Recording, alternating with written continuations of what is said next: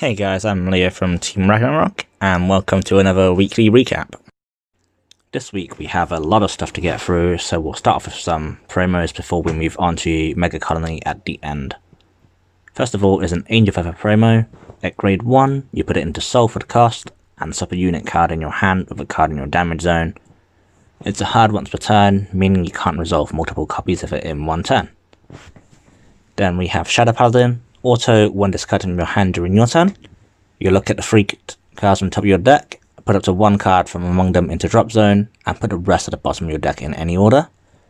Then continue your skill in the drop zone. When this card will be bound from your drop zone by the ability of your Claret Sword Dragon. If you have 7 or more grade 1 cards in your bind zone, this card is regarded as 7 grade 1 cards.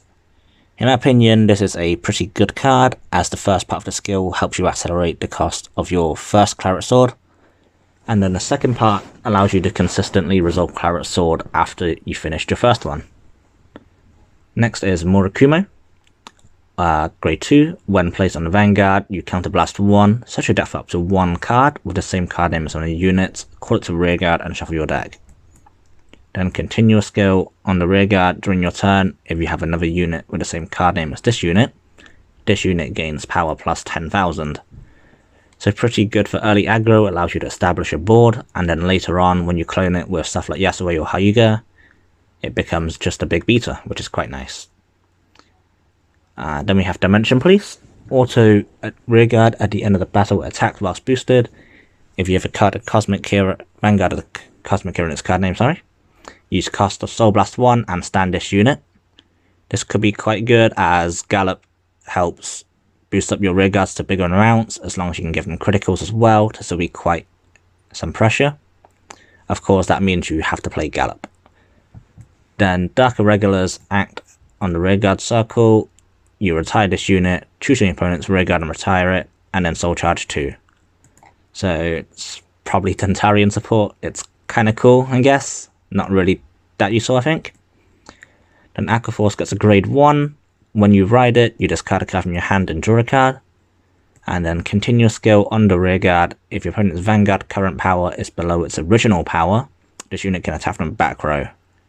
Really good for the Revon deck, as if you use Revon skill against a regular Force Vanguard, it will lower it to 8k, allowing this to hit it as well, which is quite nice. This is another attack. Now we move on to Mega Colony reveals, and we'll start things off with the Cradle Marker. So it has 2 main skills, the first one being, the unit with a Cradle Marker loses its original ability and gets its power reduced by the original power, also cannot boost or intercept, which is quite useful. And then the second one, when the unit of Cradle Marker is retired, you search your deck for up to 1 card with the same grade as that unit, reveal it and put it into your hand, then shuffle your deck. The fighter that put the Cradle Marker into the drop zone will search, meaning if you put the Cradle Marker there, you will search and not your opponent, just to clarify. Next is Intimidating Mutant Darkface with an auto skill on the Vanguard rearguard when placed. You discard a card from your hand, choosing your opponent's rearguards without the Cradle Marker, and put a Cradle Marker on it. And then the next one, when it attacks a Vanguard, cost you counterblast 1.